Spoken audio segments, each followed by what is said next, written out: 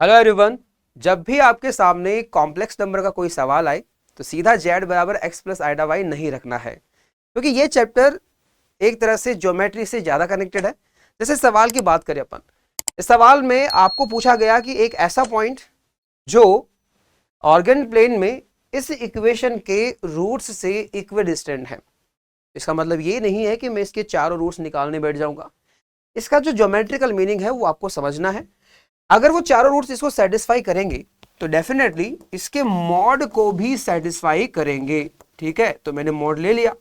अब यहां से देखो, मैं अगर पावर 1/4 करता हूं तो mod of z plus 1 equals to 2 times mod of z।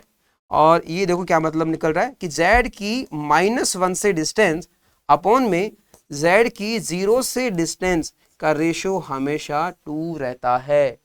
बेटा अगर ऐसा कहीं आता है कि कोई वेरिएबल पॉइंट P जिसकी दो फिक्स पॉइंट से डिस्टेंस का रेशो अगर कांस्टेंट आए, यानी अगर PA अपॉन PB अगर कांस्टेंट है, तो ये जो लोकस है वो सर्कल बनेगा जब भी ये लैम्डा नॉट 1 है।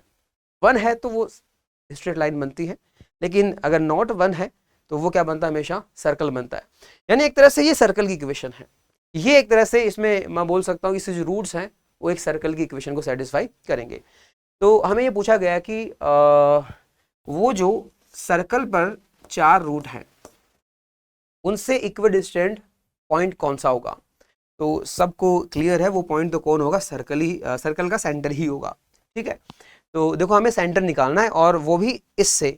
अब एक काम कर सकते हो, या तो x प्लस आइडा वाई रख दो, लेकिन वो मैं सजेस्ट नहीं करूंगा। ठीक है, ऐसा नहीं करना। इसके डायरेक्ट यहाँ पे रिजल्ट होता है कि इसका जो सेंटर आता है, इसका जो सेंटर आता है वो सेंटर इस ए बी को लैम्डा स्क्वायर रेशो 1 में, ध्यान रखना, लैम्डा स्क्वायर रेशो 1 में एक्सटर्नली डिवाइड करता है। अगर ये याद है तो काम हो जाएगा भाई। ऐसे काफी क्वेश्चंस पूछे गए हैं।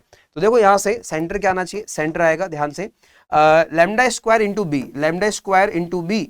अच्छा, लैम्डा स्क्वायर कितना होगा, 4 होगा, तो एक तरह से 4 इंटू बी, 4 इंटू बी। अच्छा, ये दूसरा पॉइंट क्या है, 0, ये पॉइंट है -1, तो 4 इंटू 0 माइनस 1 इंटू -1 अपॉन 4 -1, तो ये पॉइंट आएगा 1/3।